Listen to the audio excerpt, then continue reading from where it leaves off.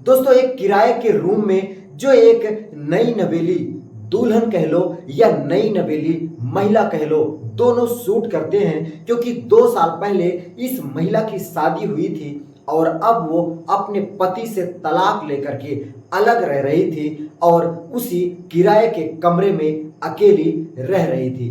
दोस्तों एक दोस्त जो होता है वो अपने दोस्त को लिवा करके उसी कमरे का दरवाजा खटखटाता है जिस कमरे के अंदर वो नई नवेली महिला रह रही थी।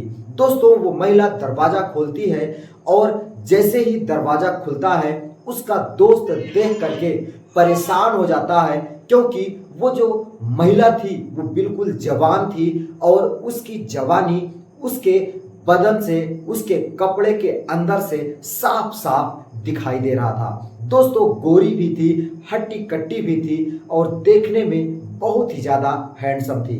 दोस्तों उस लड़के का जो दोस्त आया हुआ था वो उसे देख करके बहुत ही ज्यादा मंत्र मुग्ध हो जाता है और कहता है कि बोलो तुमको मेरे साथ एक रात बिताना है, अगर तुम मेरे साथ एक रात बिताने के लिए तैयार हो, मेरी हवस को मिटाने के लिए तैयार हो, तो मैं तुम्हें मुंह मांगा पैसा देने के लिए तैयार हूं। दोस्तों वो जो महिला थी वो रोने लगती है क्योंकि रोने के सिवा उसके पास कुछ भी नहीं था और वो कहती है कि मुझे मंजूर है, लेकिन उसके बाद मुझे पैसे तो तुम दोगे कि नहीं दोगे। दोस्तों वो जो लड़का था वो कहता है कि मैं तुम्हें मुंह मांगा पैसा दे दूंगा।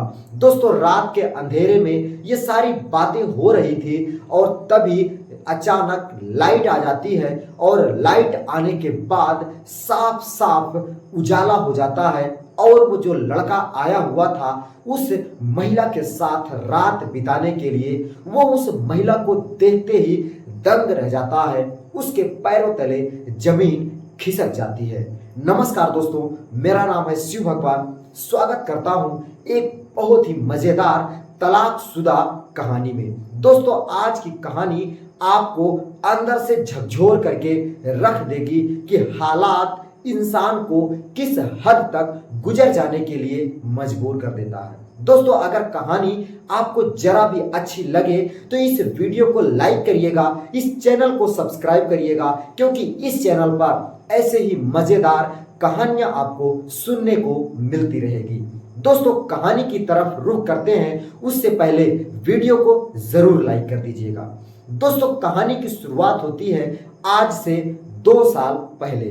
दोस्तों 2 साल पहले एक सुधा नाम की लड़की होती है और वो सुधा पढ़ने लिखने में बहुत अच्छी नहीं थी, जिस वजह से उसके माँ बाप उसकी बहुत ही जल्द शादी कर देते हैं। दोस्तों सुधा की शादी जिस लड़के से होती है वो लड़का देखने में बहुत अच्छा था, हट्टा कट्टा था, हैंडसम था। दोस्तों सुधा भी कम नहीं थी, उसकी भी जवानी साफ साफ झलक रही थी और उसका चेहरा, उसकी शरीर मानो किसी मर्द को अपनी तरफ आकर्षित करने के लिए बहुत ही ज्यादा लुभावना था। दोस्तों जो कोई सुधा को देखता तो सुधा को पाने की चाहत उसके दिल के अंदर जरूर बस जाती, लेकिन सुधा की शादी उसके माँ बाप एक लड़के से कर देते हैं जिसका नाम विनय होता है। दोस्तों विनय और सुधा दोनों अपने पारिवारिक जिंदगी के अंदर खो जाते हैं और दोनों एक दूसरे की जरूरतें पूरी करने लगते हैं।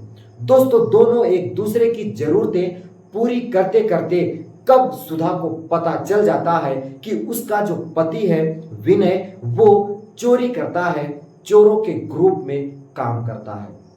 दोस्तों सुधा अपने पति विनय को कई बार ये समझाने की कोशिश करती है कि देखो ये सब चोरी वगैरह करना ठीक नहीं है, ऐसे में किसी दिन आपकी जान भी जा सकती है और आप किसी दिन पकड़े गए तो जेल की हवालात में आपको जाना पड़ जाएगा। लेकिन विनय था कि उसकी एक बात नहीं मानता था और अपनी मनमानी करता था और वो चोरों के ग्रुप को नहीं छोड़ पाता है। दोस्तों कई बार सुधा उसे मनाने की कोशिश करती है और कई बार सुधा उसे इस चीज को करने से रोकती है, लेकिन जब विनय नहीं मानता है तो सुधा उसके साथ ना रहने का प्रस्ताव पेश कर देती है। दोस्तों, जैसे ही विनय को ये बात सुधा बोलती है कि अगर आप चोरी का धंधा बंद नहीं करेंगे तो मैं आपके साथ कतई रहने के लिए तैयार नहीं हूं। आप मुझे तलाक दे दो और मैं आपको तलाक दे दूंगी जब तक आप इस काम को नहीं छोड़ोगे। दोस्तों, जो विनय था उसको गुस्सा आ जाता है क्योंकि वो अपने परिवार का पालन पोषण कर रहा था। उसका काम जरूर ठीक नहीं था, लेकिन विनय अंदर से बहुत अच्छा इंसान था। उसका भी मान सम्मान था और उसका भी आत्मसम्मान था। दोस्तों, जब सुधा अपनी जिद पर आ जाती है तो विनय को भी गुस्सा आ जाता है और सुधा को उसी गुस्से से तीखे शब्दों में बोल देता है कि तुम्हें रहना हो तो रहो, नहीं तो तुम जा सकती हो। इसमें मेरा कोई कसूर नहीं है। मैं जो करता हूं परिवार के लिए करता हूं, अपने फैमिली के लिए करता हूं। दोस्तों, सुधा जब विनय नहीं मानता तो एक दिन उसे तलाकनामा का जो पेपर होता है उसके हाथ में थमाती है और उसे छोड़ करके सदा सदा के लिए अपने मायके आ जाती है। दोस्तों, मायके आने के बाद उसे पता चलता है कि उसके माता पिता बहुत गंभीर रूप से बीमार हैं, लेकिन बहुत ही जल्द 2 से 3 महीने के भीतर उसके माता पिता दोनों की देहांत हो जाती है। दोस्तों, इधर विनय अपने काम में लगा हुआ है। वो चोरी का जो काम है वो बंद नहीं करता है, चोरों के ग्रुप में ही रहता है और उन्हीं के साथ रात में किसी भी घर को लूटता पाटता है और जो कुछ हिस्से में मिलता है वो अपनी जमा पूंजी समझ करके उसे ला करके अपने पास रख लेता है। इधर सुधा के पास जब उसके माता पिता उसे छोड़ करके स्वर्ग लोक सिधार जाते हैं तो सुधा बिल्कुल अकेली पड़ जाती है। दोस्तों, सुधा अकेली पड़ जाती है और उसी अकेलेपन ने सुधा को मजबूर कर देता है कि वो एक गंभीर रूप की बीमारी उसको घेर लेती है। दोस्तों, सुधा एक गंभीर रूप से ग्रसित हो जाती है जिसकी बीमारी कई डॉक्टरों को दिखाने के बाद भी नहीं ठीक हो पाती है। दोस्तों, सुधा का एक दोस्त था, वो उससे बात करती है कि देखो मुझे अधिक पैसों की जरूरत है क्योंकि मेरे इलाज में लगभग कम से कम 2 लाख रुपए तो लगेंगे ही। दोस्तों, उसका जो दोस्त था वो उसे कहता है कि ये रकम तो बहुत होती है, अगर ये रकम मैं कहां से ला करके तुमको दे पाऊंगा। दोस्तों, सुधा कहती है कि कोई उपाय तो होगा, कुछ तुम बताओ, मैं हर कुछ करने के लिए तैयार हूं क्योंकि मुझे पैसे चाहिए मेरे इलाज के लिए। दोस्तों, वो जो व्यक्ति था वो अपने दोस्त के पास फोन करता है और पैसे की डिमांड करता है। दोस्तों, उसका जो दोस्त था वो पैसे देने के लिए तो हाँ बोल देता है, लेकिन उसकी एक शर्त थी। वो कहता है कि जो लड़की या जो महिला पैसे ले रही है मुझे उसके साथ एक रात बिताना है, उसके साथ मुझे अपनी हवस मिटाना है। अगर वो ये करने के लिए तैयार है तो मैं पैसे देने के लिए भी तैयार हूं और उससे वापस नहीं लूंगा। देने के बाद मुझे बस केवल उस महिला का शरीर चाहिए एक रात के लिए। दोस्तों, जो उसका दोस्त था वो सारा प्रस्ताव सुधा को सुनाता है और सुधा जोर जोर से रोने लगती है क्योंकि उसकी मजबूरी थी, उसके हालात थे कि वो उन सब चीजों को मानने के लिए तैयार हो जाती है। दोस्तों, सुधा अपना सिर हिला देती है कि मुझे मंजूर है, लेकिन मुझे पैसे चाहिए। दोस्तों, वह उसे एक शहर में लेकर जाता है, किराए के रूम को लेता है और उसी रूम में वो अपने दोस्त के साथ रात को करीब 9 बजे आ जाता है।